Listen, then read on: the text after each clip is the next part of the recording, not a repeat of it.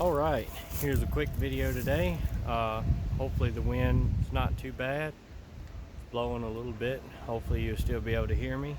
But this is a video on a pretty cool concept I seen the other day.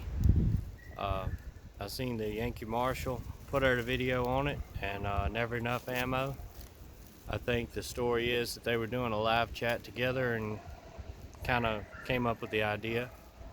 But anyway, the scenario is a zombie apocalypse, and you can only have one long gun, one pistol, one blade, and one melee weapon.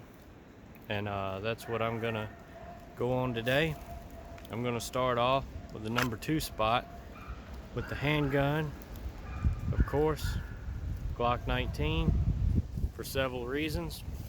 One reason, this is the one that I carry every day, so I'm very familiar with it, and I've had zero problems with it. It's been reliable. It's been a beat around gun, and it hadn't had any problems. You can attach a light easy. I usually carry a light on there, but this holster won't accept a light. I'll get to that in a minute. I do have night sights on it. And in the zombie apocalypse, I usually carry appendix, but I'd probably be open carrying, and I would most likely be using this Alien Gear chest holster. Unless I had a bunch of other gear on, I would do something different, like a belt, the war belt maybe, or something. But anyway, if it's just a minimalist run, I would use this. And for my blade, I would go with my knife, Gerber strong arm. You see some wear on here. This is a knife. It's got a good pommel, I guess you would call, but anyway, sharp edge. You could break glass and stuff. Good fighting knife. I have used it for batoning and stuff like that. I haven't had any problems with that. So that would be the blade, the knife I would go with. And then I would move to the long gun. I was thinking about my AR pistol, where it takes Glock mags and is short and easy to get around. But being in a situation as zombies, I would probably go with my 12 gauge. This is the Remington VR60 12 gauge. Takes 5-round magazines.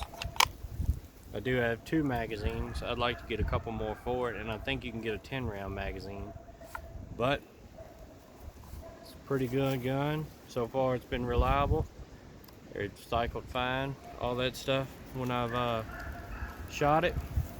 It's got rails here where you could mount stuff. You could put a light on it, same light off the pistol, throw it right on there, and whatever else you might want. I'm not crazy over the vertical grip, I guess you would call it, but some people like them.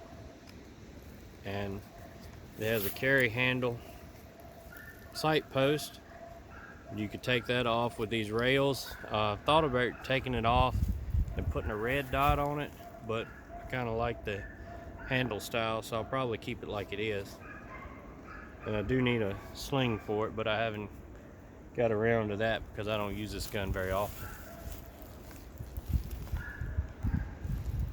And for a melee weapon, this kind of does a lot of things, and it kind of has it's a blade too.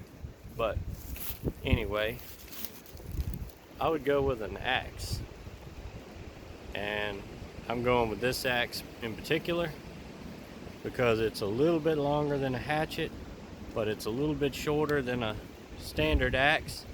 I think it's a good in-between size. It's got pretty good weight to it, pretty sharp. You could use this for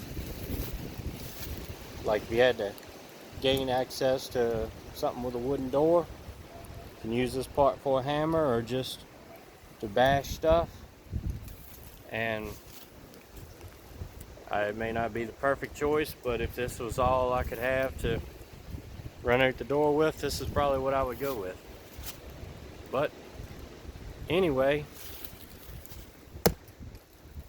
that'll do it for this video.